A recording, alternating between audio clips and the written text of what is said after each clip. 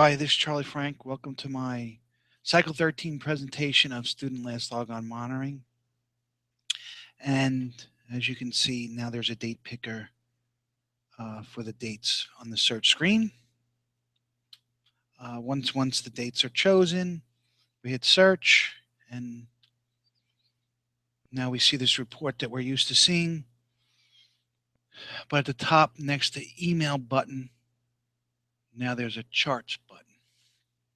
Hit the charts button, and now you'll see 3 additional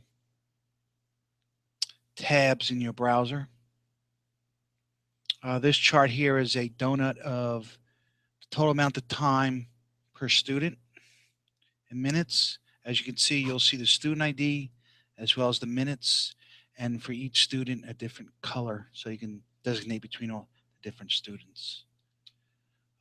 For the number of logons per student, a bar chart is generated, and therefore for the last logon date per student, a scatter plot sorted by date and by student ID, from the date from the least to the most current date. The function I added for the date picker, that was pretty basic.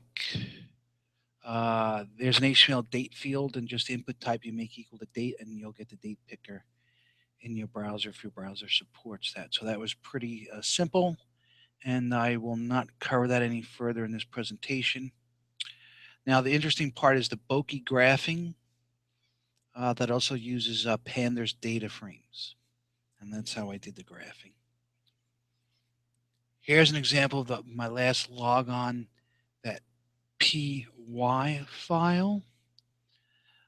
That contains the Python script that generates the actual report.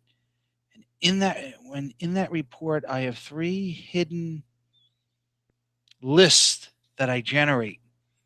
One for the last logon date, one for the number of logons, and one for the total time. In this example, highlighted in yellow, I built the list, and all 3 lists are this way, as they start with the student ID, then a colon, either the date, total time, or number of logons. In this case, it's the total time. Now, my last EC driver.py file, the EC stands for email and charts. If charts was chosen in the previous HTML screen, then I will get that list, and depending upon what option were chosen in the report, I will send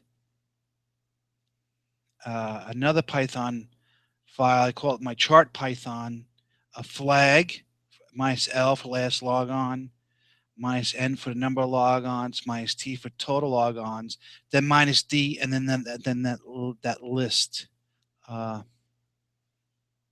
that was generated from the previous screen in that hidden field. This should help explain a little bit, make it a little bit easier to understand. So my last logon underscore chart.py is the file. It's kind of like my Bokeh server, you could say, and it accepts, like I said, the -L for last logon, -N for total number of logons, and -T, and then -D, and then the list. So the 3 examples below, one is for last logon time.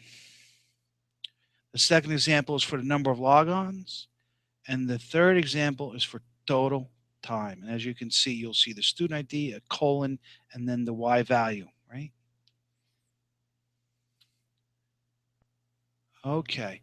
And my last login on chart.py file, this is my server I just showed previously.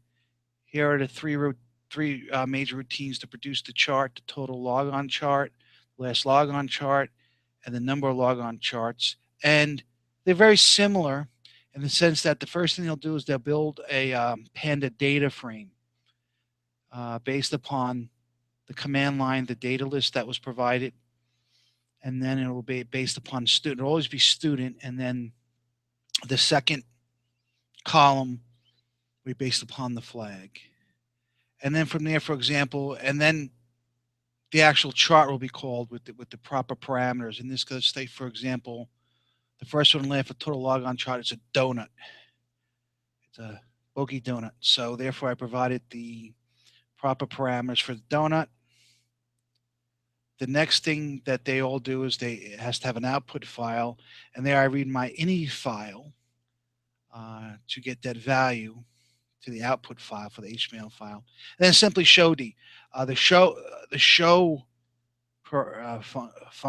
function will then show that file in a new tab in your browser. And then lastly, what I just want to comment on is my build_df function, which is in the lower right-hand corner. I will try to write a generic procedure that would take the data list, and then based upon the two fields, I would build the Panda data frame. Okay, that's pretty much it. That's what I wanted to show. I'd like to thank everyone for the suggestions, and hopefully we will get to see each other in March. Take care. Bye.